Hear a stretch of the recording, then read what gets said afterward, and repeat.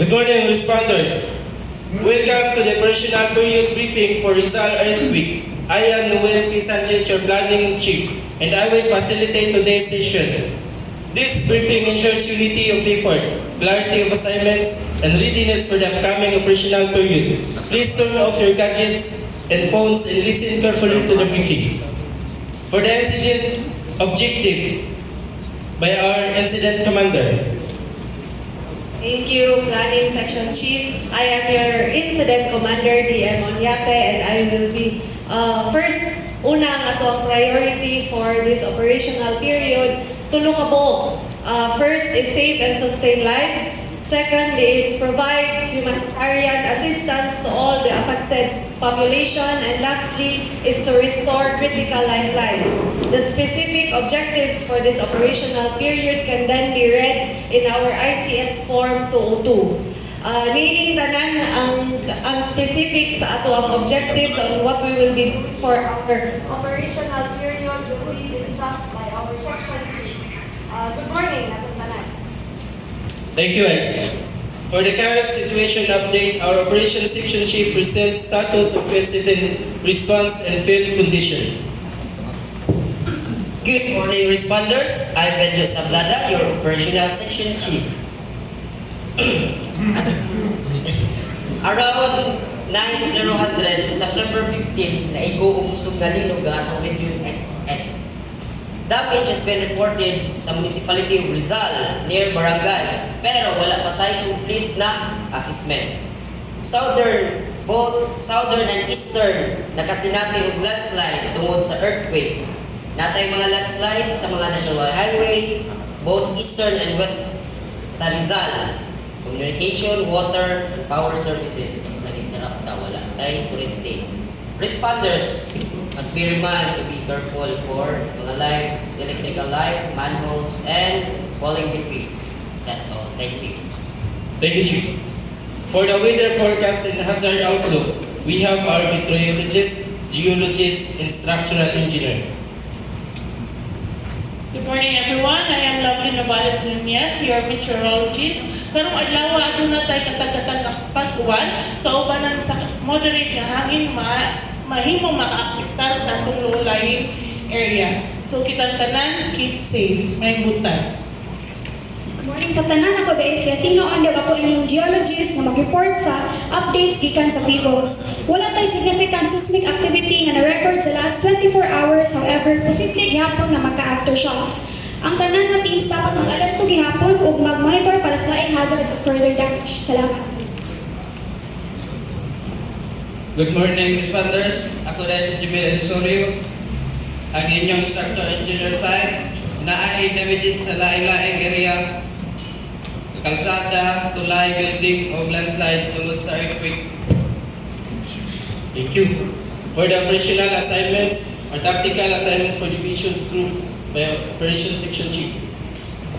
Good morning again, responders. For situation assignment, Team Alpha, Mr. Christopher Montibon, please mag-conduct mo search and rescue diri nga area for retrieval and provide emergency service.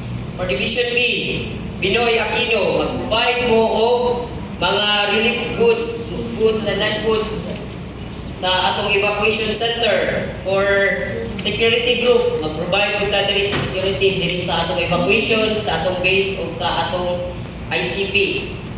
And for evacuation group, mag-facilitate ta og mga transportation.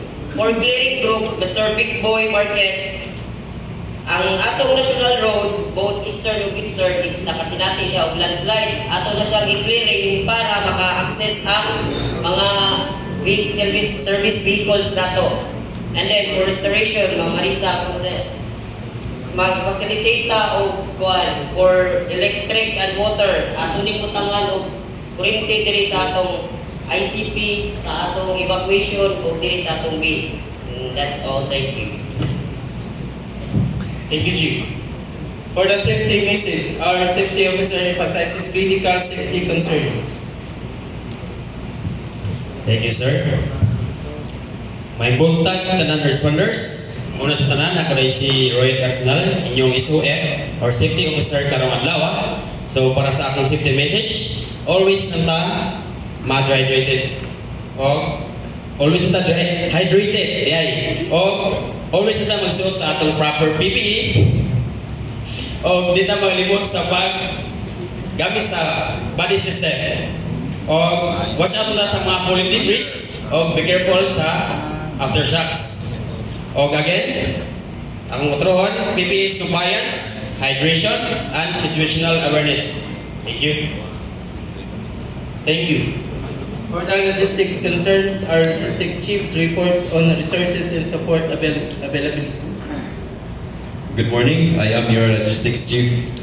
I will be handing a logistical update. You were provided with ICS Form 205 for the communication plan and ICS Form 206 for the medical plan. Please refer for specific details on those forms. Always stay hydrated and food packs will be delivered in your respective station.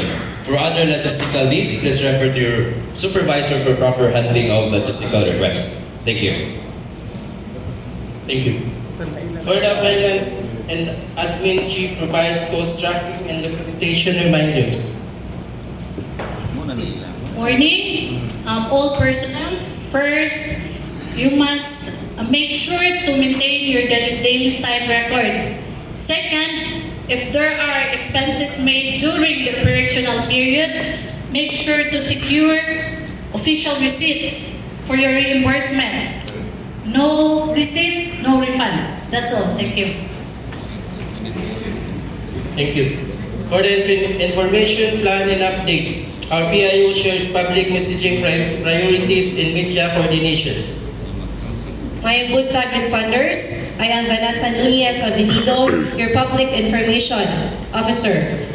For plan and update, coordination with the local government unit are still continuous. Our evacuation centers are ready. Our hotlines are available. We also have a media briefing at 1000 hours and 1600 hours. We also receive food donations from Jollibee and other food companies. And these foods will be distributed on the next schedule. Thank you. Thank you. For the cooperating agencies, our liaison officer updates on interagency coordination and NGO support. Good morning, responders. I am Antonio Salazar, your liaison officer today. Anere ko para pag-update nato nga naka-coordinate na ta sa PDRMO, MDRMO, AFP, Police, DOH, DPWH, o DSWD, o gupan pang mga grupo nga utabang para nini. O niya dahil po naapoy moabot nga reliefs o niya sa mga alas 9 sa gabi bayong buntag. And now itong tawagon ng atong incident commander for the closing comments. IC invites clarification and questions. Naababantay lain mga clarification, question, responders. Hearing none. Again, ato ang tulo ka priority, balikon ng nato, save and sustain lives, provide humanitarian assistance to all affected communities and population, and lastly, to restore critical lifelines. Pero nining tanan, importante po nga kita, nga responders, kamo nga responders, maoy ato pong iprotektar ang atong kaugalingon nga dili pud kita ang mamahimong affected population. Nining tanan, daghan kayong salamat sa pag-ani and hinaut unta nga throughout the day mamahimong successful ang atong operation. Daghan kayong salamat. Thank you, IC. Every division and group are assigned to designated breakout rooms. Division A, room 123. Division B, room 124. Security group, room 125. Evacuation group, room 126. Clearing group, room 127. Restoration group, room 128. Responders, we will meet at the same location and time for the next briefing. Please submit updates to planning section 2 hours before. This ends our regional section meeting. You may now turn on your phones and gadgets. Thank you very much. Thank you.